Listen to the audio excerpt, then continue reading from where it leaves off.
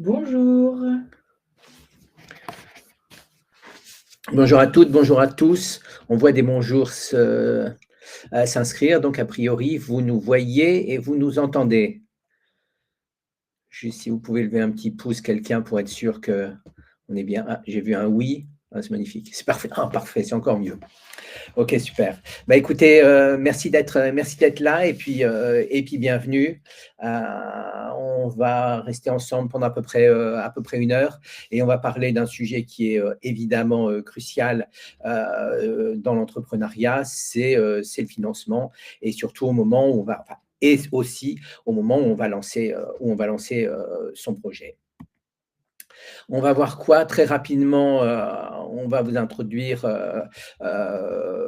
l'ADI, qui on est, qu'est-ce qu'on fait. On reviendra un petit peu à la fin, enfin même pas mal à la fin sur notre,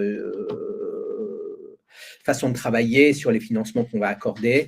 Mais, l'idée de cette réunion, de ce rendez-vous d'1 heure, 1 heure et demie, c'est de vraiment réfléchir à toute la gamme des financements, vers lequel vous pouvez aller pour essayer de trouver la manne indispensable à lancer son projet. Donc, d'abord quelques mots sur l'ADI, après le pourquoi et le comment aller chercher de l'argent, vers qui s'adresser, comment préparer finalement ce rendez-vous et ces rendez-vous auprès d'un financeur. Et puis la dernière partie, comme je vous le disais, elle sera vraiment destinée à vous présenter notre façon de faire, comment l'ADI finalement finance les porteurs de projets, sachant que l'année dernière, donc en 2024, l'association a financé à peu près 30 000 créations.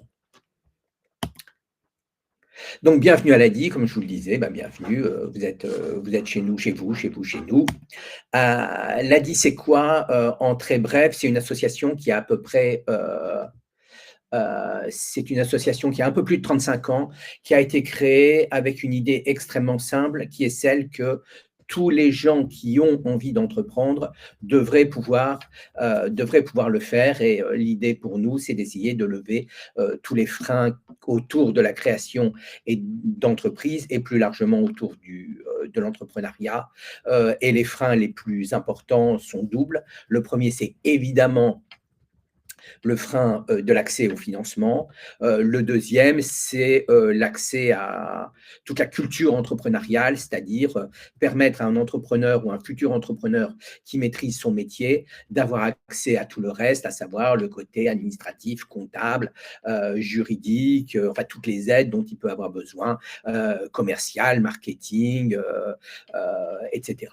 Donc, on est là pour accompagner, encore une fois, au niveau financier et sur tout le reste, puisque, comme je vais vous le montrer ici, l'ADI, c'est aujourd'hui à peu près 850 salariés, peut-être un tout petit peu plus, hein. On se développe de plus en plus parce qu'il y a de plus en plus de demandes et de plus en plus de besoins. Et puis, à côté de ces salariés, à peu près 1200 bénévoles. Ces bénévoles, c'est qui? C'est des gens qui ont ou ont eu une expérience professionnelle très souvent extrêmement riche et qui sont là pour vous accompagner sur tout ce qui est technique entrepreneuriale. Donc, non pas sur votre métier pur et dur, hein, si vous êtes cordonnier, chauffeur ou je ne sais quel métier, on ne vous apprendra pas votre métier parce que ça vous l'avez dans les mains. Mais par contre, on va vous accompagner sur tout ce qui tourne autour dans l'entrepreneuriat et qui va vous permettre aujourd'hui de démarrer et demain de perdurer votre activité. Donc, comme je vous le disais, à peu près 850 salariés. On est implanté partout en France, métropolitaine et outre-mer, dans des agences physiques. Notre façon de travailler, on le verra tout à l'heure, elle est assez simple. On prend un rendez-vous, on rencontre un conseiller et on réfléchit ensemble à vers quoi je vais aller, comment je peux le faire et comment l'ADI peut me venir en aide.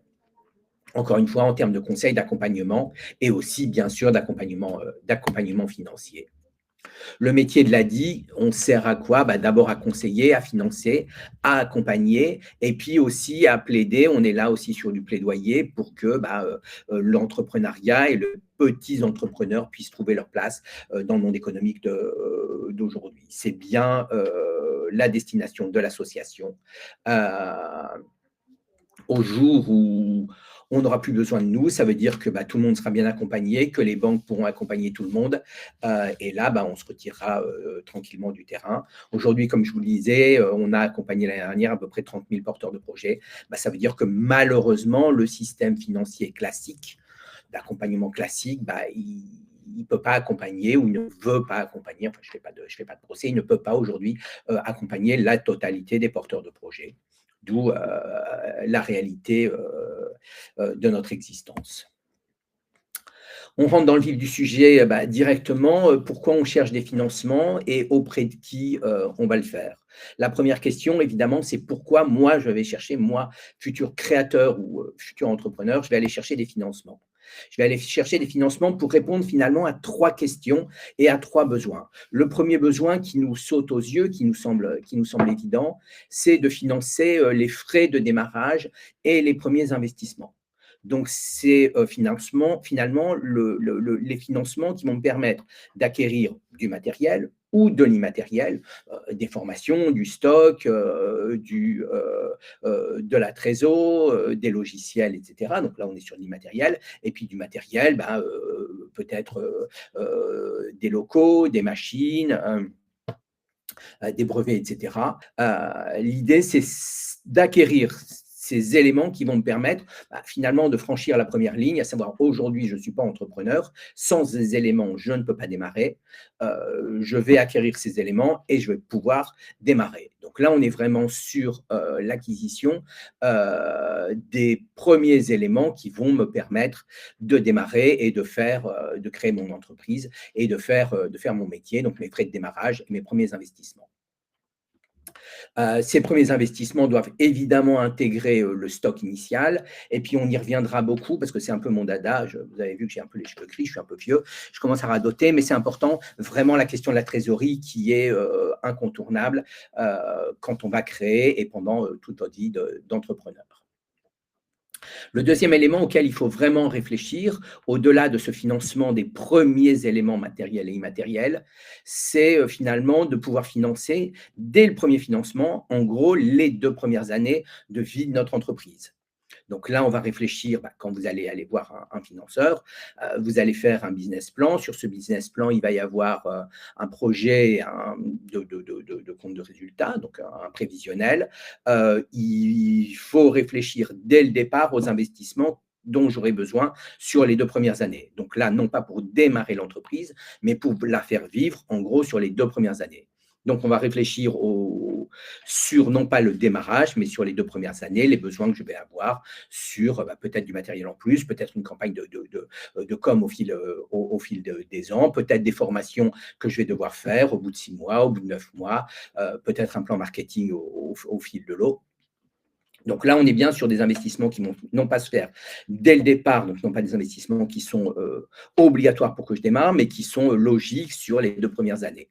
Et puis la troisième chose à laquelle je vais devoir réfléchir dès le départ et qui va nécessiter un investissement tout de suite, et là, non pas un investissement direct, mais bien un investissement monétaire, donc d'avoir de l'argent dans la poche, c'est la question du plan de trésorerie. À 2 niveaux. Le premier niveau, c'est la possibilité peut-être que pendant les premiers mois, votre activité ne soit pas rentable et on peut tout à fait l'envisager. Se dire qu'une activité est rentable dès le premier jour, ce serait génial. Maintenant, dans certains cas, c'est optimiste, voire trop optimiste. Et il faut réfléchir à la trésorerie dont j'aurai besoin pour pouvoir passer ces premiers mois pendant lesquels, et c'est normal, l'activité ne sera pas rentable. On peut tout à fait prévoir que pendant X mois, l'activité ne sera pas rentable et dans un business plan, on peut tout à fait l'envisager et l'accepter. Donc, j'ai besoin de trésorerie pour passer ces premiers mois en sachant que je les ai déjà anticipés comme non rentables et c'est normal. Maintenant, le deuxième élément de trésorerie qu'il faut prévoir, même s'il va toucher quelque chose qui est de l'imprévu, du peut-être, c'est un éventuel accident, qui fait que j'aurai besoin dans 3 mois, dans 6 mois, dans 9 mois, peut-être dans 1 an ou dans 1 an et demi, de cash pur et dur pour répondre à une urgence. J'ai un client qui ne m'a pas payé, j'ai un fournisseur avec qui j'ai passé un contrat, je lui ai fait une avance, finalement, malheureusement, il ne peut pas me livrer. Moi, j'ai une autre commande par ailleurs d'un client, donc je vais devoir absolument répondre à la demande de mon client et donc aller chercher du stock ailleurs. Et il me faut la trésorerie pour ça. Donc, encore une fois, la question du plan de trésorerie est extrêmement importante, comme je vous le disais, pour répondre à deux besoins. D'abord, le premier besoin, il est très possible que j'ai déjà anticipé dans mon plan de développement un certain nombre de mois pendant lesquels je ne serai pas rentable et il me faut du cash, de la trésorerie pure et dure. Et parallèlement, il me faut aussi de la trésorerie pour répondre à un accident de parcours qui n'est évidemment pas lié à moi, à mon activité, mais à un fournisseur, à un client, ou peut-être à une période économique un petit peu plus difficile, voire beaucoup plus difficile, qui fait que pendant un certain temps, la clientèle va un petit peu déserter le monde économique de façon générale. Donc voilà un petit peu les trois pôles et les trois questions qu'il faut se poser. Mon plan de financement, j'ai besoin de quoi pour démarrer? La question du compte de résultat, j'ai besoin de combien pour que mon activité se développe bien dans les deux premières années? Et trois, j'ai besoin de combien en cash pur et dur dans la poche pour pallier, ou alors un manque d'activité que j'avais prévu sur le début, c'est normal, c'est le démarrage, et j'ai peut-être pas obligatoirement tout de suite la clientèle, et par ailleurs, un besoin rapide et urgent de trésorerie, parce qu'il y a eu un accident qui n'est pas lié à moi, mais que je dois quand même accepter, pouvoir digérer, et c'est l'élément certainement le plus important dans ma vie d'entrepreneur. Alors, comment je vais pouvoir récupérer tout cet argent pour pouvoir financer ces trois pôles? Différentes ressources qu'on va avoir au fil de l'eau, mon apport personnel, peut-être des associés qui vont apporter de l'argent, peut-être des plateformes qui vont pouvoir m'aider, et puis des prêts d'honneur, et puis des subventions, et puis des prêts bancaires classiques, le réflexe qu'on a dès le départ, et puis peut-être, si malheureusement je ne peux pas avoir recours à un prêt classique, j'aurai peut-être recours à un prêt de l'ADI qui vous accueillera avec énormément de bienveillance. Donc, deux éléments. Le premier élément, c'est ce qu'on va appeler les fonds propres. C'est finalement ce qui va me servir d'apport. Alors, l'apport le plus classique, c'est l'argent que j'ai dans la poche. Attention, cet argent que vous avez dans la poche, essayez de le garder dans la poche et de ne pas le mettre dans votre projet, parce que vous en aurez malheureusement certainement besoin, parce qu'il peut se passer quelque chose dans la vie de votre entreprise, société ou entreprise individuelle, qui va nécessiter que vous ayez recours au bout de 3 mois, 6 mois, 9 mois, au cash que vous avez dans la poche. Donc, s'il vous plaît, si vous pouvez, le cash que vous avez dans votre poche, gardez-le dans votre poche. Et puis après, comme je vous le disais, avoir recours, pourquoi pas à des subventions, et pourquoi pas, il ne faut pas l'oublier, et à des prêts d'honneur, et à des levées de fonds, et pourquoi pas aussi à des plateformes de financement participatif. En parallèle, une fois qu'on a réuni ce premier rapport, donc fonds propres, quasi-fonds propres, on va avoir recours à des prêts, donc le recours le plus classique en création d'entreprise, des prêts sur l'emprunt bancaire pour financer du matériel ou du microcrédit pour financer tout type de besoins. Donc, juste pour résumer, si j'ai besoin de matériel, j'aurai accès à je pourrais en tout cas aller chercher du cash dans chez tout type de financeurs, que ce soit fonds propres, quasi-fonds propres ou prêts bancaires. Par contre, si j'ai besoin d'éléments immatériels, du stock, de la trésor, des logiciels, des abonnements, financer un prototype, une formation, c'est important, certains métiers nécessitent obligatoirement une formation. Si je veux être coiffeur, j'ai besoin d'une formation, c'est réglementaire, c'est comme ça. Ou si j'ai besoin de communication, là, on est sur de l'immatériel et en général, la banque ne va pas suivre et je vais aller chercher là du cash ou alors sur un prêt à l'ADI ou alors éventuellement sur un prêt d'honneur ou dans ma poche, mais encore une fois, essayez de préserver votre poche ou chez un associé, etc. On revient sur les différents types de financement et comme je vous le disais, le premier qui nous vient à l'esprit, je monte un projet, j'ai besoin évidemment de cash. Le premier réflexe, c'est que le cash, on va aller le chercher dans sa poche si on a un petit peu de cash dans sa poche. Mon conseil, si vous pouvez, je vous l'ai déjà dit une fois, deux fois, je vous le dirai encore au moins 5 fois dans le courant, de cette heure qu'on passe ensemble.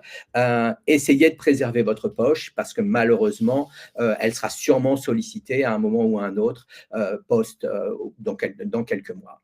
Donc, au départ, c'est quoi? Je vais aller chercher mon épargne, mes économies, peut-être un petit peu d'argent chez les gens qui sont autour de moi, la famille. Pensez éventuellement au prêt familial, ça existe, on peut se faire des prêts au niveau de la famille. Juste attention, il faut vraiment établir un contrat, même si c'est vraiment un petit truc à la mano, qui prévoit le montant, la durée et le taux. La durée, elle peut être de 50 ans, le taux ça peut être 0, il faut juste l'écrire quelque part. Et puis, il peut y avoir aussi, si vous avez la chance d'avoir des parents ou des frères ou des sœurs qui ont un petit peu plus de sous, ou des proches qui veulent vous faire une donation, évidemment, c'est possible. Attention, pareil, une donation à partir de 5 000 €, voire moins si ce n'est pas de parents à enfants. Il faut vraiment aller l'enregistrer, alors pas obligatoirement chez le notaire, mais en tout cas au fisc. Donc ça, c'est le premier réflexe. Je vais aller chercher l'argent dans ma poche, dans mes économies ou éventuellement dans les poches de mes proches. Maintenant, comme je vous le disais, épargnez vos poches si vous le pouvez. Deuxième source de financement, on est toujours sur les fonds propres, c'est d'aller chercher, et pourquoi pas un associé, un ou des associés. Alors, le premier réflexe, bien évidemment, c'est de se dire, je veux monter un projet, je me dis, pourquoi pas le monter avec quelqu'un, je vais aller chercher un associé proche de moi. Est-ce que les proches vont vouloir rentrer au capital de ma société? Donc là, on n'est plus en entreprise individuelle, évidemment, puisqu'on sera au moins à deux. On sera en société. Est-ce que mes proches le veulent? Oui, non. S'ils veulent, c'est super. Attention, par contre, de ne pas vous fâcher avec votre famille. L'autre possibilité, c'est d'aller chercher un associé, donc quelqu'un qui va mettre du cash pour rentrer en capital de votre société, avec deux possibilités. La première possibilité, c'est des gens qu'on appelle des business angels. Ce sont des gens qui vont investir, donc ce sont des personnes physiques qui vont investir leurs deniers propres, donc leur argent, dans différentes entreprises. Alors, ça va être souvent des projets innovants ou des projets qui seront proches de l'environnement, ou enfin des projets à thème, mais pas uniquement. En tout cas, ce sont des investisseurs qui mettent de l'argent dans une société pour évidemment vous donner un coup de main, mais surtout pour en retirer des fruits à plus ou moins long terme. Alors, on va se dire, aïe, aïe, aïe, c'est terrible, on fait rentrer le loup dans la bergerie, c'est obligatoirement quelqu'un qui a les dents très longues et qui veut prendre la main sur l'entreprise. Ce n'est pas du tout systématique. Donc là, il y a évidemment un feeling à avoir avec la personne. Il faut qu'elle explique aussi, que vous lui expliquiez votre projet, mais qu'elle explique pourquoi elle veut rentrer et à quel horizon. Donc, pas faire un aller-retour 2 ans et puis je revends mes participations. L'intérêt qu'on peut avoir, il est multiple. Le premier, bien évidemment, c'est que c'est une rentrée de cash. C'est évidemment très important. Le deuxième, c'est quoi? C'est que ce sont des gens qui souvent ont un passé entrepreneurial, donc qui connaissent un petit peu le circuit, qui souvent peuvent venir vous aider dans la gestion. Attention qu'ils n'interfèrent pas complètement dans votre gestion. Donc ça, c'est pareil, c'est des choses à peser, à négocier avec eux, à réfléchir. La dernière chose, c'est que c'est des gens qui, au-delà de leur expérience, ont souvent un carnet d'adresses. Donc, ça permet de décoller plus rapidement et d'aller plus vite. Donc, en l'occurrence, vous vous dites, moi, je fais une entreprise, elle sera société parce qu'il y aura un ou des associés, enfin, autres que vous. Je vais chercher le cash là où il est, sur des investisseurs, personnes privées, qui mettent de l'argent dans des sociétés. Donc là, on aura vraiment un rapport individuel. L'autre possibilité, c'est d'aller chercher un petit peu le même type d'investissement, donc toujours en société, auprès de ce qu'on appelle les clubs d'investisseurs. Donc là, ce sont des structures, des gens qui se regroupent pour investir ensemble dans différents projets. Et là, souvent, c'est très thématique. Certains seront technologiques, d'autres seront ESS, d'autres seront nature, écologique, transition, etc. Mais là aussi, l'idée, c'est de faire venir des investisseurs en tant qu'associés purs et durs dans votre société. Et encore une fois, L'idée, c'est pas de se dire non systématiquement. Si je peux et si je veux le faire en solo, nickel. Si j'ai besoin d'argent, bah, encore une fois, pourquoi pas? Tout est à peser, tout est à négocier, tout est à réfléchir et beaucoup de discussions avec un éventuel, investisseur. L'autre possibilité aussi d'avoir, des gens, qui vont venir, sur votre société, bah, certains peuvent venir, par le biais pareil de clubs d'investissement. Donc là, on parle de financement participatif. Ce sont des plateformes qui sont mises en place. Donc, certaines sont, sous forme de prêts, d'obligations, ou d'entrée directement au capital. Là, on est souvent sur des entreprises qui ont déjà un certain passé. Ce Là où moi je voulais m'arrêter, c'est surtout sur ce qu'on appelle, un don contre un don. C'est des gens qui donnent à l'entreprise directement. Elle vous donne de l'argent et vous, en contrepartie, vous allez lui donner quelque chose et souvent c'est quoi? Bah, c'est des précommandes. Je prends un exemple tout simple, un exemple réel d'une créatrice qu'on a eue, récemment sur Paris. Quelqu'un qui veut faire, qui a un projet de faire des chaussures. Elle a, besoin de lancer son activité, donc de vendre, donc d'avoir du cash en précommande. Bah, elle est allée vers, une plateforme qui s'appelle Ulule, qui lui permet en fait de faire des précommandes. C'est une campagne de pub qui va lui permettre de promotion, qui va lui permettre d'entrer du cash en faisant des précommandes. Ou comment Ladi est intervenu là-dessus? Bah, nous, en fait, on a financé, son prototype, puisque avant de se positionner sur la plateforme Ulule et de proposer ses paires de chaussures, bah, elle avait besoin de prototypes.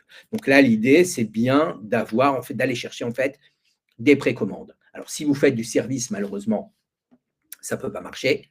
Par contre, si vous faites, de l'artisanat, de la fabrication, des livres, et cetera, ça se fait pas mal sur des livres, par exemple, sur le culturel, ça se fait pas mal. Bah, je vais aller présenter mon projet et il y a un certain nombre de gens qui vont me donner de l'argent. En fait, ils font une précommande et moi, en retour, bah, je vais, au moment où les commandes seront passées, faire ma prod et donc, ma production, et les livrer. Donc, pensez encore une fois à peut-être, ces plateformes participatives, aller jeter, en tout cas, aller jeter un œil. On n'est plus sur on n'est plus sur de l'apport en capital. On parle de prêt, on parle de prêt d'honneur. On est sur du fonds propre, quasi fonds propre. Le prêt d'honneur est extrêmement intéressant pour, différentes raisons. Bah, vous le voyez sur le PowerPoint. Ce qui va nous sauter aux yeux, c'est que c'est un prêt à taux zéro. C'est un prêt sur lequel il n'y a pas de garantie, il n'y a pas de caution. Les montants peuvent être assez élevés. Alors là, on a parlé de jusqu'à 90 000 €.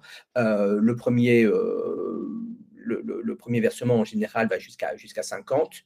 C'est, évidemment, alimenté par, des organismes de l'État, BPI et autres. Par contre, la seule chose qu'il faut savoir, c'est que ce prêt d'honneur est un prêt qui est en complément d'un prêt traditionnel. Donc, encore une fois, la logique, c'est que d'un côté, je vais chercher un prêt bancaire et en parallèle, pour X% de mon projet, je vais aller chercher un prêt d'honneur.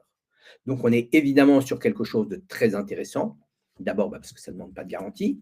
Ensuite, parce que c'est un taux zéro. Et enfin, parce que le fait que moi, j'ai un prêt d'honneur va, pour la partie prêt bancaire, sécuriser fortement la banque. Donc, c'est quelque chose qu'on peut, essayer de jouer. En gros, il y a 2 intervenants importants, en France. Une structure qui s'appelle Initiative France et une structure qui s'appelle France Active. Pour celles et ceux qui sont à Paris, puisque je sais que là, on est au national, à Paris, peut-être dans d'autres régions, c'est, sur une seule et même, en-tête, et antenne, Paris, ça s'appelle Paris Initiative Entreprise, qui reprend Initiative France et France Active et qui va répondre à certains besoins. Le premier, donc sur Initiative France, c'est du prêt d'honneur. Donc, comme je vous le disais, c'est jusqu'à 50 000 €. C'est en complément d'un prêt bancaire. Donc, encore une fois, c'est jamais en solo. Et c'est un prêt personnel. Donc, même si vous êtes en société, le prêt d'honneur est bien fait à une personne physique, évidemment, avec un objet professionnel. L'autre intérêt, c'est qui vont pouvoir, si vous avez besoin d'un local, travailler le dépôt de garantie. Donc avec eux, vous allez pouvoir avoir un dépôt de garantie et c'est vrai que quand je prends un local, ça va faire partie des coûts de lancement qui vont être extrêmement importants. Ça va être quoi? Ça va être 3 mois, 4 mois, parfois 5 mois de loyer. C'est cher et eux peuvent intervenir sur le dépôt de garantie. Au niveau de France Active, le vrai plus, c'est qu'ils vont aussi pouvoir travailler en tant que garantie bancaire. Ça veut dire quoi? Bah, ça veut dire qu'ils vont dire à la banque, nous, on se porte garant du prêt que vous, banque, allez faire à l'entreprise XYZ, à la société XYZ. Donc, encore une fois, c'est quelque chose qui est extrêmement important parce que finalement, pour la banque, ça va être considéré comme un élément super sécurisant et ça va vous permettre, bien évidemment, d'avoir plus facilement un prêt. Donc, gardez les deux adresses, Initiative France, France Active, le prêt d'honneur, la garantie bancaire et des prêts pour des dépôts de garantie. Là, c'est pareil, ça va vous permettre de sécuriser un local et de pouvoir développer votre activité comme vous êtes, comme vous le voudrez. Antoine, il y a eu plusieurs questions sur le prêt d'honneur et notamment, est-ce qu'il faut demander d'abord le prêt d'honneur ou le prêt classique? Est-ce que tu peux revenir rapidement sur l'articulation entre Alors, les deux? l'articulation, en fait, elle va se faire finalement entre l'organisme de prêt d'honneur et la banque. En général, à partir du moment où moi où j'ai entamé un petit peu les deux jambes, Initiative France va se mettre en rapport avec la banque. L'idée, c'est qu'ils puissent communiquer. Donc, moi, entrepreneur, je suis un petit peu au milieu. Donc, au début, je vais faire le lien. Après, l'idée, c'est qu'eux puissent travailler ensemble pour pouvoir vraiment pour que la banque sache qu'il y a un prêt d'honneur qui est en train de se mettre en place et qu'en parallèle, puisque le prêt bancaire est un impératif pour avoir le prêt d'honneur, que Initiative France soit bien au courant Mais c'est des choses qui s'articulent de plus en plus facilement parce qu'on en a de plus en plus, on y a de plus en plus accès. Alors, ce n'est pas malheureusement pour tous les dossiers, encore une fois. De la même façon qu'une banque va étudier un dossier, une structure de prêt d'honneur va évidemment de la même façon étudier un dossier avec autant d'attention. Peut-être un œil un tout petit peu différent, mais c'est des dossiers qui vont être étudiés, très étudiés et sur lesquels vous aurez besoin, de la même façon que quand vous allez voir la banque, vous avez besoin d'un business plan, de la même façon, vous avez besoin d'un business plan. Mais c'est très, très rassurant pour la banque et en général, quand elle sait qu'il y a Initiative France qui est déjà sur le dossier et qui est prête finalement à donner son go, ça va pas mal faire avancer les choses. Et à ce moment-là, les deux vont appuyer sur le bouton à peu près en même temps, quoi.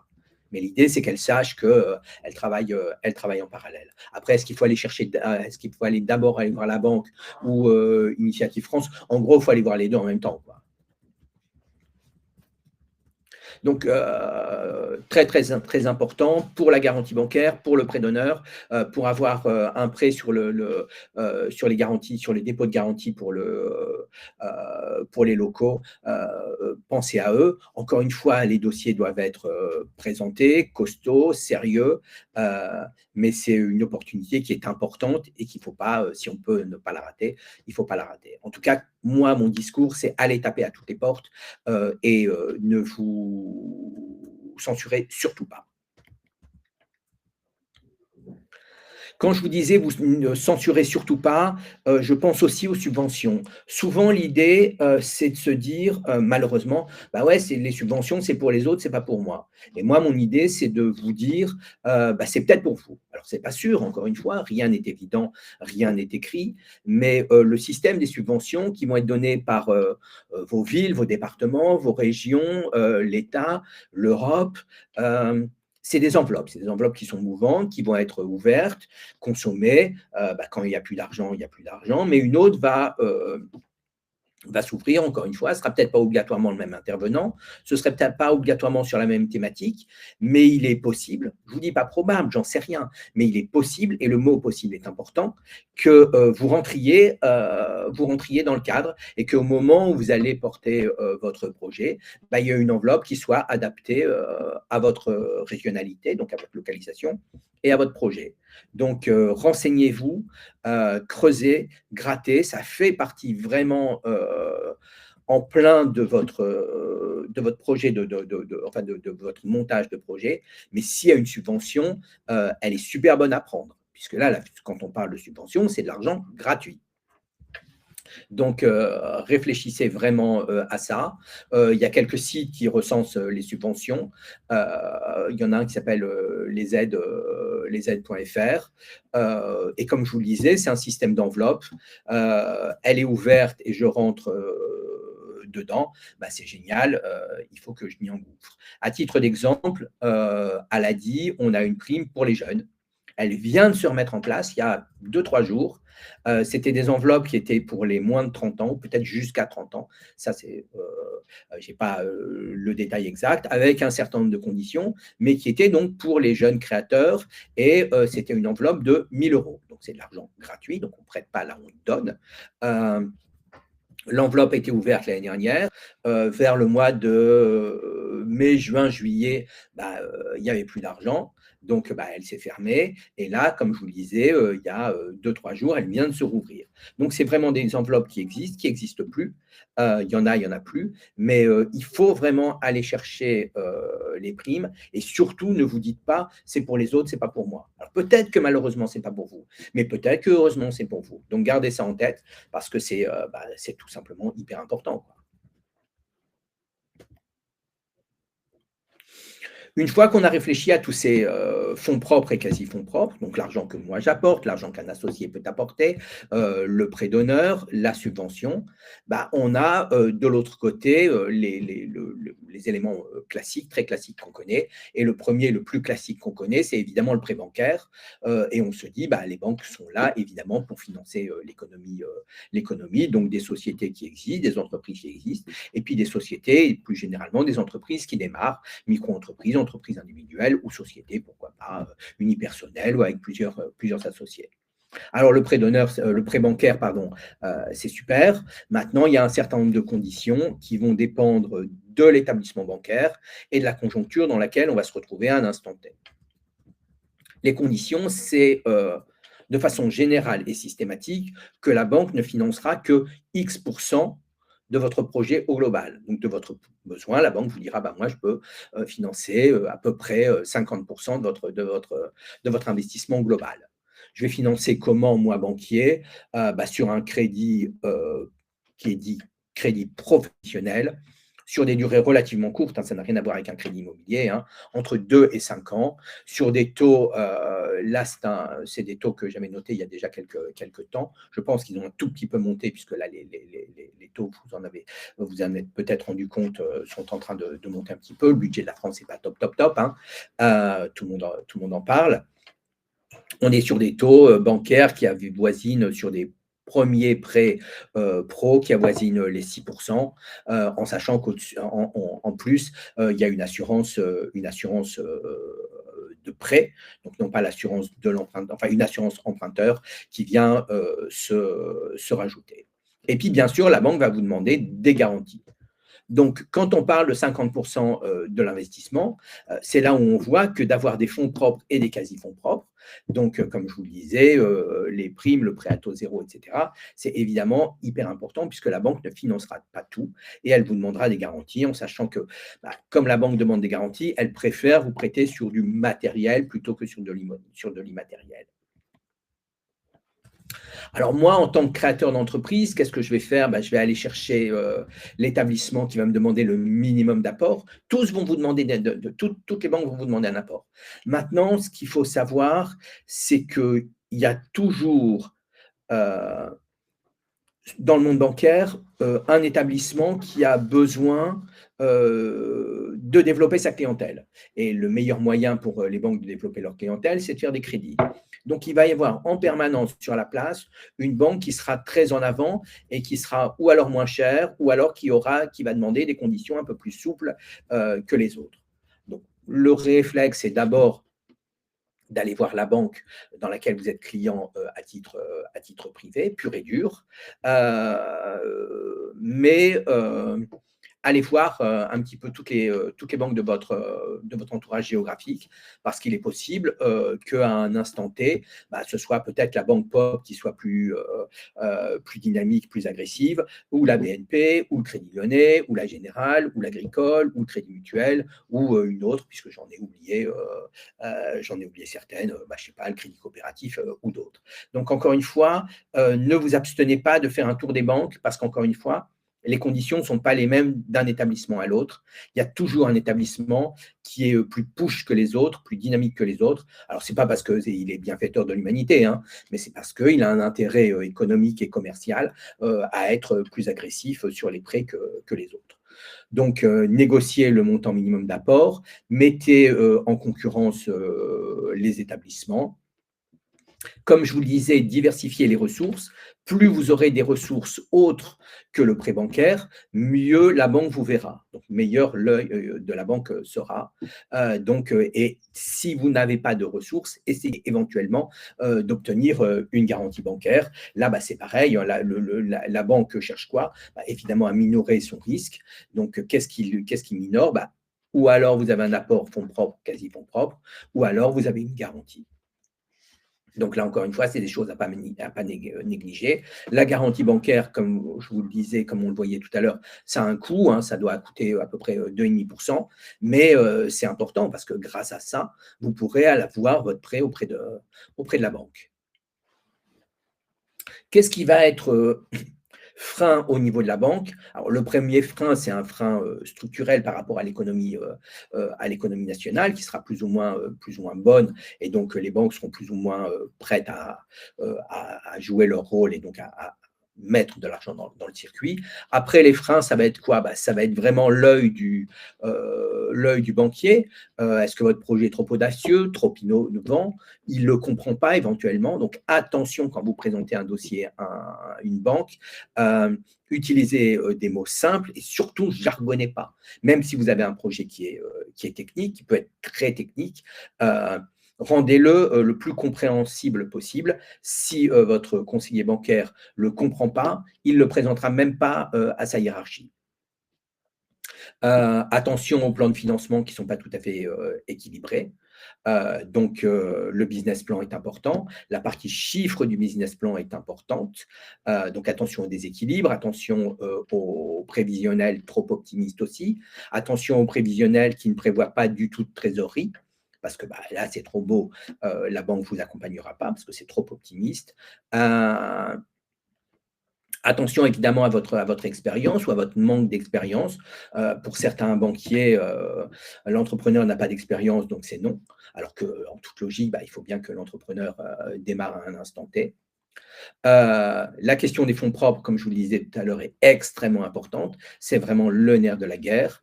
Et puis, bien évidemment, il faut que vous puissiez expliquer à votre interlocuteur à la banque que votre offre répond à un vrai besoin. Et donc là, on est de nouveau sur vraiment la nécessité impérative d'avoir sous le bras un business plan qui explique le pourquoi, le comment, qui vous êtes, à quel besoin ça répond, vous adressez votre offre à quel type de clientèle, à quel prix, quelles sont vos charges fixes, variables, etc. Donc là, on n'est pas je ne fais pas un cours sur le business plan, hein, surtout pas. Mais réfléchissez à tout ça. Et si vous le pouvez, faites-vous aider là-dessus. C'est-à-dire que l'élément chiffre, c'est vous qui le possédez. Maintenant, il y a une mise en forme et là-dessus, essayez de vous faire aider. Donc, encore une fois, quand vous allez voir votre banquier, votre financeur ou peut-être un futur associé, il faut que vous puissiez maîtriser les chiffres. Ils ne tombent pas du ciel. Mais pensez à vous faire aider. Il y a des structures qui sont là pour aider, des structures dans lesquelles il y a ou des salariés ou des bénévoles qui sont là aussi pour présenter votre projet d'entreprise et pouvoir avoir le meilleur financement possible. On a vu la banque de façon classique qui va donc vous demander un apport qui ne financera pas 100% de votre projet, qui vous demandera évidemment des garanties. Et puis, bah, si malheureusement la banque vous dit non, ou vous dit trop peut-être, mais revenez dans 6 mois ou revenez un jour, bah, ouvrez la porte et poussez la porte d'une agence de l'ADI. On fait du microcrédit. En 2 mots, le microcrédit, c'est quoi? Ben, c'est l'opportunité pour comme je vous le disais, pour des personnes exclues du système bancaire traditionnel, bah, d'avoir un prêt. Alors, c'est un petit prêt, hein, on fait du microcrédit, donc les montants sont raisonnés, très raisonnables. Les conditions de garantie sont moins strictes, j'y reviendrai un petit peu tout à l'heure, hein.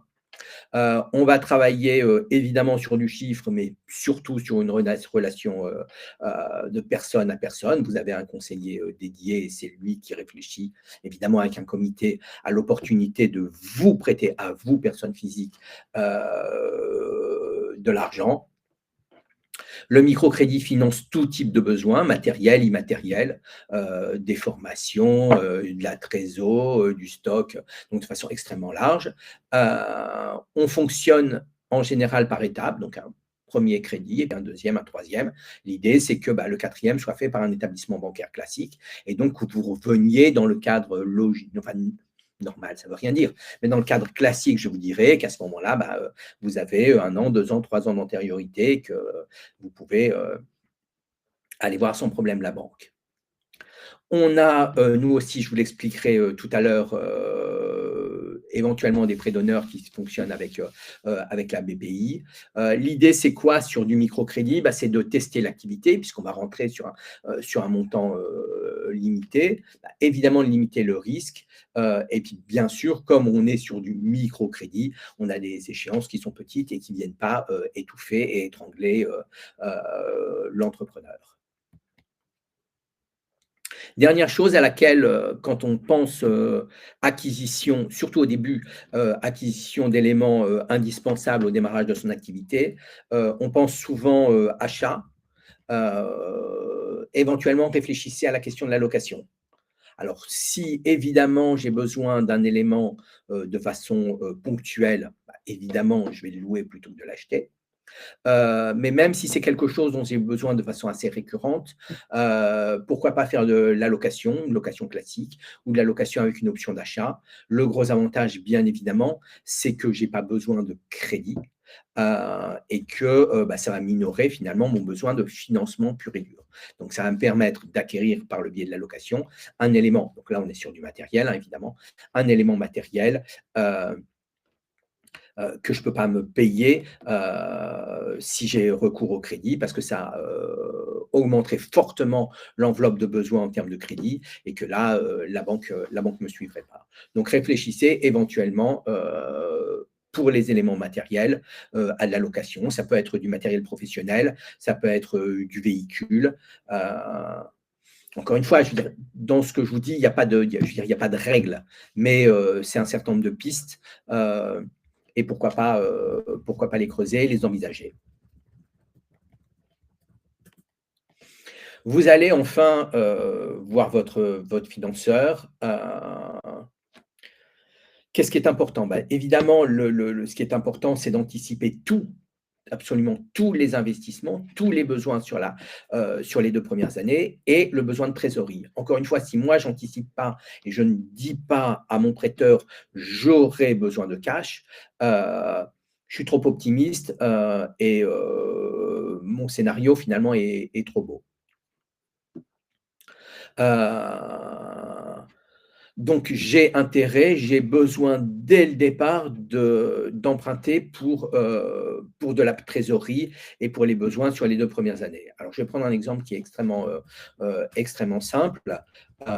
Moi, je vais voir mon banquier et je lui dis, bon, voilà, j'ai besoin de 10 par rapport à un projet de 20 global. OK, le banquier va me prêter les 10. Et puis, j'avais oublié quelque chose, je n'avais pas tout listé, ou alors, j'ai un besoin de trésorerie, qui se fait, sentir ou qui apparaît au bout de 6 mois et j'ai besoin de 5 supplémentaires au bout de 6 mois. Et je vais retourner voir ma banque en disant: «Bah, écoute, tu as été super sympa, tu m'as accompagné, tu m'as prêté les 10 premiers, mais au bout de 6 mois, j'ai besoin de 5 parce que j'ai, un besoin que je n'avais pas anticipé ou j'ai, un besoin de trésor pareil que j'avais pas anticipé». Là, le risque, le vrai gros risque, c'est que, mon interlocuteur me dise d'entrée: «Non», pour 2 raisons. La première raison, c'est que ça l'oblige et là, c'est une raison vraiment, humaine, hein, ça l'oblige à refaire un nouveau dossier de crédit, sans conquête d'un nouveau client, puisque vous êtes déjà client chez lui. Donc de refaire un nouveau crédit, donc de refaire, de l'administratif, de remonter un dossier, de retourner voir son patron pour avoir un go. Donc déjà, il va traîner les pieds. Deuxième chose, c'est qu'il va s'apercevoir que finalement, vous n'avez pas tout anticipé, puisque vous lui avez demandé 10, il vous a financé 10, et 6 mois après, vous revenez avec un besoin de 5. Donc ce besoin de 5, vous ne l'avez pas anticipé, donc pour lui, ce n'est pas une bonne image. Et quand il va aller revoir son patron pour demander les 5 supplémentaires, son patron va lui dire: «Mais pourquoi tu as prêté à Antoine, alors que finalement, ce n'est pas un bon entrepreneur puisqu'il n'a pas anticipé?» Et donc lui, finalement, va pas son image va auprès de sa hiérarchie va se dégrader. Donc le risque, il est extrêmement simple, c'est que vous alliez voir votre interlocuteur bancaire et que sans même avoir travaillé votre dossier, il va vous dire non, parce que techniquement, c'est trop compliqué, parce que ça l'oblige à remonter un dossier et parce que ça l'oblige finalement à retourner voir son patron. Donc, anticipez absolument tout, tout, tout, tout, tout. Et à la place d'aller chercher 10 puis 5, demandez-lui directement 15 si vous le pouvez. Alors après, il y a bien sûr des besoins qui vont naître qu'on n'avait pas du tout, du tout, du tout anticipé. Mais encore une fois, dans son positionnement d'entrepreneur, il y a besoin de demander ce qu'on n'avait pas anticipé. C'est plus facile finalement de financer en anticipation dès le début, avant même de démarrer, qu'au bout de quelques mois d'activité. Donc, comme il est inscrit, c'est la dernière ligne, hein, c'est plus facile de financer la création que le développement. Alors après, dans 2 ans, dans 3 ans, quand vous aurez une IAS fiscale ou quand vous aurez des chiffres, qu'une IAS fiscale si vous êtes entre société, quand vous aurez des chiffres si vous êtes en entreprise individuelle, vous pourrez retourner voir votre banquier, bien évidemment. Mais si vous retournez au bout de 6 mois, là, il va vous dire: «Écoute, Antoine, tu es super gentil, mais reviens dans 2 ans, tu auras des chiffres et là, on verra la suite». Donc la réflexion, elle est simple, et elle revient à ce qu'on disait tout au début. J'ai besoin de combien pour démarrer? Donc là, on est bien sur le plan de financement initial. J'ai besoin de combien pour faire vivre mon activité pendant les 2 premières années? Donc on est un peu sur la réflexion de mon prévisionnel de compte de résultat. Et est-ce que je pourrais survivre la première année ou la deuxième année? Et là, on est bien sur une question de trésorerie, d'euros, pour parler trivialement, de pognon pur et dur. Donc là, on parle vraiment d'argent et ça, il faut absolument l'anticiper de la même façon que vous devez anticiper, parce que certainement ce sera une question que vous sera posée. C'est quoi votre seuil de rentabilité? J'en sais rien. Si je vends des vis, il faut que je vende combien de vis par rapport à mes charges fixes, par rapport à mes charges variables, pour commencer à gagner de l'argent. Et comment, par ailleurs, je vais pouvoir financer ma croissance à moyen terme, au bout de 2 ans ou de 3 ans, d'où le besoin de faire un plan de financement et un compte de résultat alors là, c'est noté 3 ans. Si déjà vous faites un compte de résultat prévisionnel sur 2 ans, ce sera vraiment sympa, quoi. Et alors, il y a des questions sur qui est-ce qui peut accompagner pour faire des études de marché et des prévisionnels, justement pour faire toute cette évaluation, par qui est-ce qu'on peut être accompagné? Alors c'est vrai que la question la question du prévisionnel est super importante. Vous allez maîtriser quoi? Vous allez maîtriser vos coûts et votre prix de vente. Donc finalement, c'est quoi mes charges fixes? Mon local, le remboursement de mon crédit, mon personnel si j'ai du personnel. Vous allez maîtriser vos charges variables, mes coûts de production, mon prix de vente et va se poser là effectivement la question du prévisionnel, c'est-à-dire je pense que le premier mois, le deuxième mois, le troisième mois, le sixième mois, le 12e mois, le 15e mois, combien je vais vendre d'unités, 1, 2, 3, de mon menu 1, mon menu 2, mon menu 3, mon menu 4. Vous allez, qui va pouvoir vous aider? Les premiers qui vont pouvoir vous aider, c'est vous, très sincèrement. Allez dans votre mairie, faites une étude de marché sur ce que vous produisez, ce que vous vendez, si vous faites de la vente. Allez vraiment voir au niveau de la mairie ou de la chambre de commerce, parce qu'il y a des chiffres. Allez voir aussi sur Internet, sur les sites de l'INSEE, il y a énormément de chiffres. Donc, la première qui va faire l'étude de marché, c'est bien vous. Maintenant, vous pouvez tout à fait vous faire accompagner par des structures, ça va être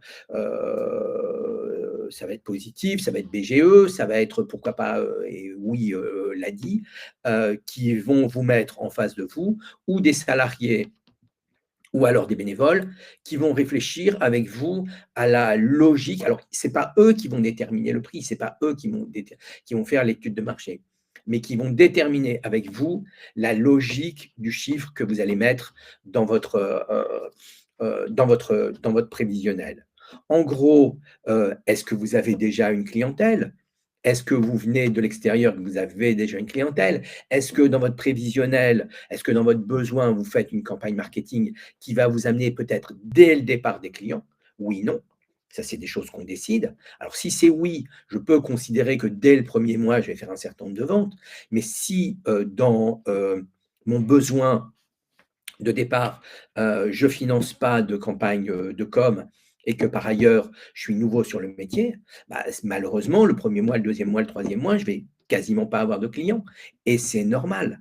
Donc, encore une fois, c'est le bénévole de l'ADI, par exemple, qui va vous accompagner pour l'établissement de votre prévisionnel, qui va vous dire, bah, écoute, là, tu dis que tu es coiffeur, tu dis que le premier mois, tu vas faire 50 coupes, alors que tu t'installes et que personne ne te connaît. Bah, non, tu ne vas pas faire 50 coupes. C'est évident. La deuxième chose, c'est quel est, en termes horaires et de potentiel, le nombre de ventes ou d'actes que tu peux faire. À titre d'exemple, moi j'anime régulièrement une formation à l'ADI qui est une formation de 3 jours avant le démarrage, ça s'appelle J'entreprends avec l'ADI. Et on travaille un petit peu sur les chiffres, mais pas que. Hein. On travaille sur énormément de choses en petits groupes. Et on avait un jeune qui voulait être glacier, il avait une expérience, il avait il avait travaillé à un prévisionnel qui avait été fait beaucoup par un comptable. Donc, lui, il avait donné quelques chiffres, mais c'était vraiment le comptable, je pense, qui avait fait le prévisionnel. Finalement, quand on calculait tout ça par rapport… donc, quand on prenait ces chiffres de vente, non pas d'unités vendues, mais de vente en euros, on s'apercevait qu'il fallait qu'il travaille à peu près 26 heures par jour pour qu'il puisse vendre et assurer le chiffre qu'il donnait. Donc là encore, l'accompagnateur ne va pas faire l'étude de marché pour vous. Par contre, il va vous permettre de vérifier avec vous si les hypothèses tiennent la route par rapport à l'antériorité de votre activité, par rapport à l'expérience que vous pouvez avoir, par rapport au fait que vous avez déjà fait une campagne de communication avant de démarrer. Peut-être si vous avez déjà sur Internet un certain nombre une communauté, comme on dit, les jeunes appellent ça des followers, excusez-moi, je n'ai plus l'âge, etc. Donc ça, c'est des éléments qui vont être hyper importants. Mais l'étude de marché pure et dure et les chiffres sur les potentiels, c'est vous qui allez les déterminer.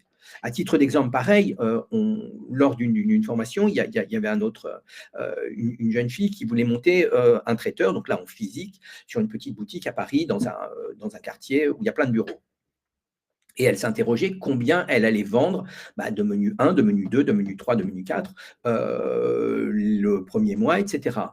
Le conseil, il était malheureusement très basique, mais moi je lui ai dit, tu t'installes devant une boutique à 11 h du matin, et tu fais des bâtons à chaque fois que tu vois quelqu'un rentrer ou sortir jusqu'à 15 h avec un petit sachet. Et là, tu sauras combien un traiteur qui pourrait être un petit peu similaire au tien. Renseigne-toi pour savoir s'il y a des nouvelles enseignes qui viennent de s'installer. Et puis, tu regardes le nombre de gens qui sont… c'est une enquête de terrain pure et dure. C'est très, très, très basique. Mais ça fait aussi partie de votre… de votre métier de prospection, de vous dire, bah, j'ai déjà de l'antériorité, on me connaît pas, où est la logique? Est-ce qu'il y aura des gens qui vont venir d'entrée ou pas? Ou est-ce qu'il faudra, bah, et c'est malheureusement logique, hein, un petit peu de temps pour que mon activité se développe.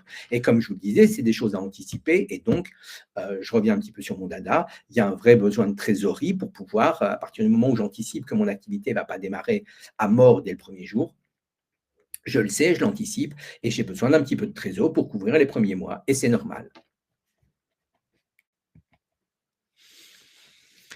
Donc, on reprend 3 questions à se poser, hein. Donc, c'est chiffrer les besoins de démarrage, donc c'est le plan de financement, vérifier la rentabilité du projet. Donc, on est vraiment sur le prévisionnel. Le prévisionnel, faites-le assez soft, hein, surtout si vous n'avez pas de passé dans l'activité ou que vous ne démarrez pas avec une clientèle. Et puis, attention, encore une fois, le plan de trésorerie, il y a de l'entrée d'argent, c'est super, mais il y a aussi des sorties d'argent.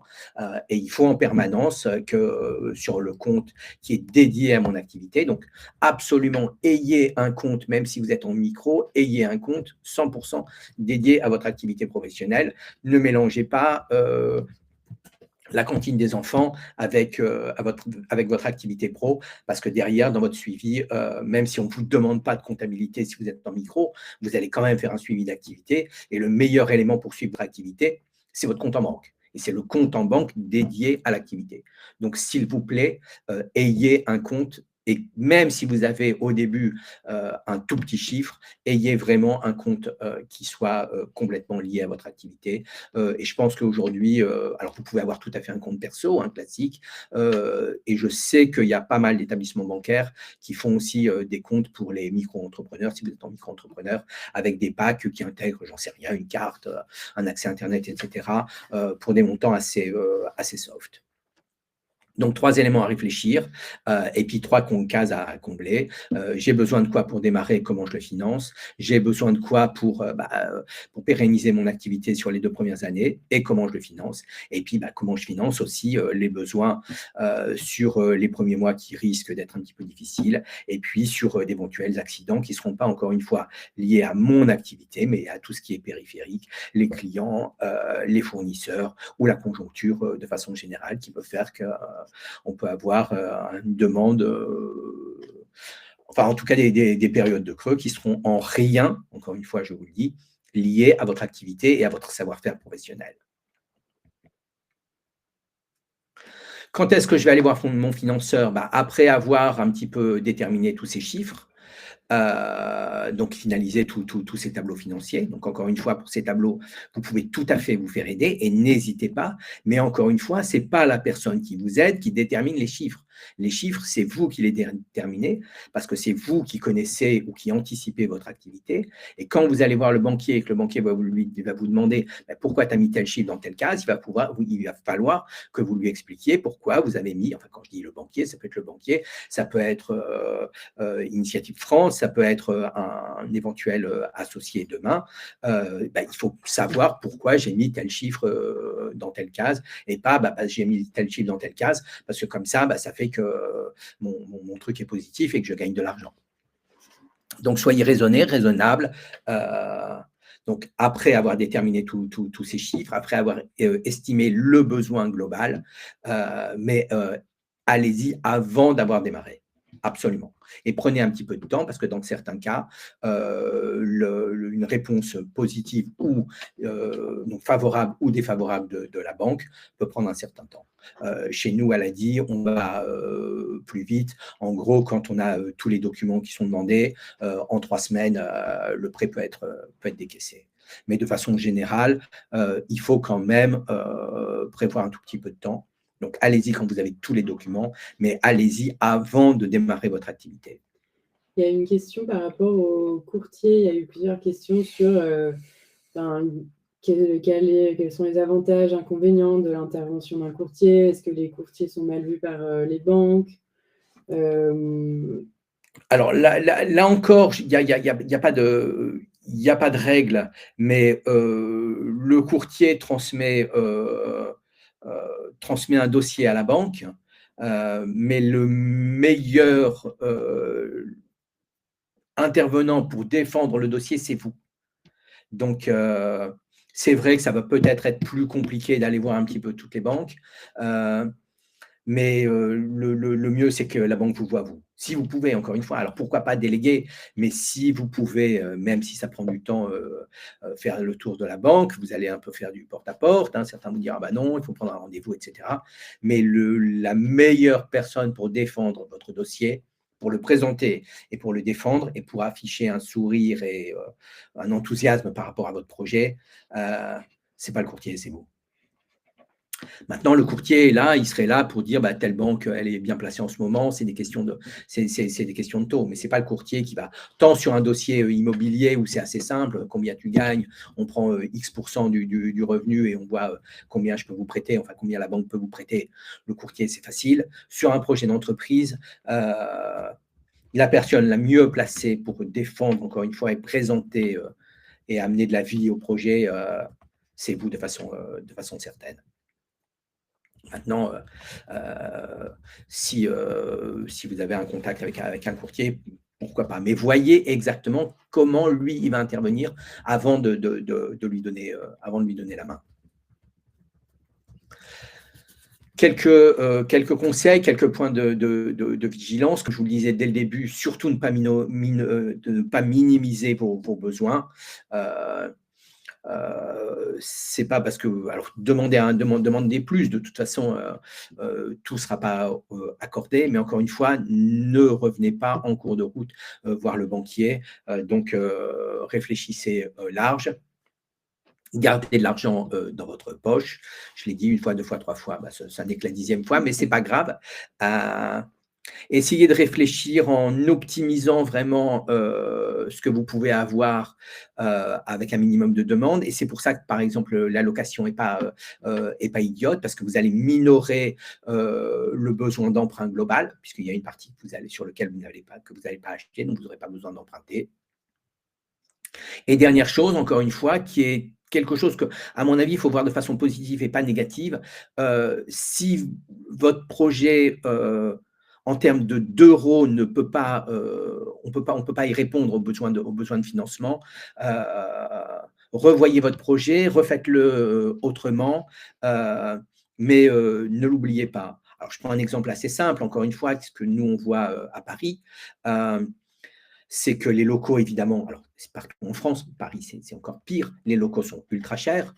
On voit des gens qui viennent chez nous parce qu'ils ont des projets de restaurant et malheureusement, entre un rachat de fonds de commerce plus des loyers qui vont être extrêmement chers, c'est pas possible. Alors, ça ne veut pas dire que un jour je ne serai pas restaurateur, mais ça veut dire que peut-être que mon projet passera par un certain nombre d'étapes, peut-être traiteur, peut-être je vais un petit peu vendre sur les marchés pendant une période, et à terme, bah, une fois que j'aurai un petit peu plus d'apport, et puis que je me serai aussi constitué une clientèle, alors là, je pourrais avoir une assise financière plus importante pour pouvoir réaliser mon rêve de restaurant physique. Donc, encore une fois, ça ne veut pas dire que je vais faire une croix sur mes aspirations, mais quand, en termes de chiffres, de financement global et de charges, malheureusement, c'est trop lourd, bah, j'essaye de faire autrement. Le but, c'est d'atteindre à terme mon objectif de vivre votre projet comme vous l'avez rêvé. Alors, peut-être pas tout de suite, encore une fois,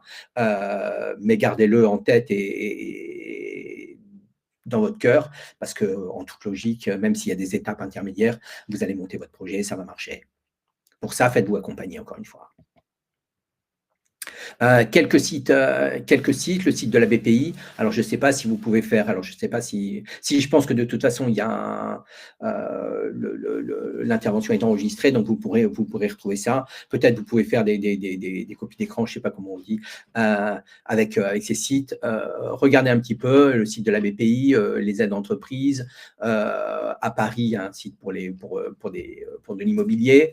L'ADI a des fiches très, très bien faites, mais pas seulement des fiches, hein, il y a aussi des personnes très bien faites. Et puis, il y a plein d'autres sites, des sites spéciaux, enfin dédiés à la clientèle entrepreneuse, si le mot existe, j'en sais rien. Donc voilà, pareil, si vous voulez faire une copie d'écran. Donc, allez gratter sur internet et allez chercher les structures qui pourront vous aider par rapport au stade, où en est votre projet. Est-ce que j'en suis à l'idée? Certaines structures vont pouvoir vous aider. Est-ce que le projet est déjà, réfléchi? Est-ce que j'ai déjà, ma clientèle cible, et plus ou moins, déjà mes prix? Et à ce moment-là, l'ADI est là pour vous accompagner, pas seulement financièrement. On en arrive donc à l'ADI, le microcrédit chez nous, comme je vous le disais, l'idée c'est, d'accompagner ceux qui ne peuvent pas être, accompagnés, par le système, bancaire classique. Donc on ne va pas vous demander, d'apport personnel, on n'a pas de prise de garantie sur du matériel financé. On va financer tout type de statut juridique, entreprise individuelle, donc classique ou micro, société, pourquoi pas, en sachant qu'on fait du prêt à la personne, donc on va prêter à une personne physique, donc un prêt à la personne, à objectif, professionnel. On prête sur tout type d'activité, donc encore une fois, dans le secteur, bancaire, à certains moments, il y a telle ou telle ou telle activité qui sera mise de côté parce qu'en ce moment, le secteur n'est pas terrible. Nous, on va prêter à tout type d'activité et pour tout type de besoins, comme je vous le disais, du matériel, du stock, de la formation, de la trésor, en gros tout. À partir du moment où évidemment l'objet est professionnel, hein. Si c'est pour, vous acheter un frigo pour votre maison, il faut aller chez Sofinco. Ou un autre, hein, je veux dire, j'ai pas de préférence. Dernière chose un petit peu spécifique chez nous, c'est qu'on a la possibilité, de prêter des personnes qui ont eu un accident bancaire un jour, encore une fois, à nos yeux, il ne faut pas que ce soit un boulet qu'on traîne pendant toute sa vie. Donc, des personnes qui sont fichées chez nos amis de la Banque de France, on peut éventuellement les accompagner aussi par le biais d'un crédit. En général, on travaille sur un crédit qui couple un crédit classique de l'ADI et puis un prêt d'honneur. C'est pour ça que je vous parlais de prêt d'honneur. Donc, chez nous, pareil, on va avoir potentiellement une partie prêt d'honneur. Et au-delà de la partie financement, qui est importante, on va avoir un accompagnement qui est très important et qui, à nos yeux, est aussi important que le reste, puisque l'idée, ce n'est pas de se dire juste, on vous voit, on vous prête de l'argent, on vous fait un bisou et on ne vous appelle que quand il y a un souci de remboursement. Non, on est là pour vous accompagner avant le démarrage, enfin avant même le crédit, et puis après, puisque l'idée, c'est que les entreprises soient encore là dans 1 an, dans 2 ans, dans 3 ans, dans 5 ans. Et on a eu une dernière étude d'impact qui a été faite. À 3 ans, les entreprises qu'on a accompagnées donc en 2021, l'étude a été faite en 2024, donc les entreprises qui ont 3 ans, 80% étaient encore là. Pourquoi? Encore une fois, parce qu'on les a aidés financièrement, mais aussi parce que les bénévoles de l'association sont là pour accompagner sur le volet commercial, sur le volet financier, sur l'administratif, sur le juridique. On a pour ce faire du coaching personnalisé, donc vraiment du one-one. On a des ateliers, on a un module de formation avant de démarrer qui s'appelle J'entreprends avec l'ADI.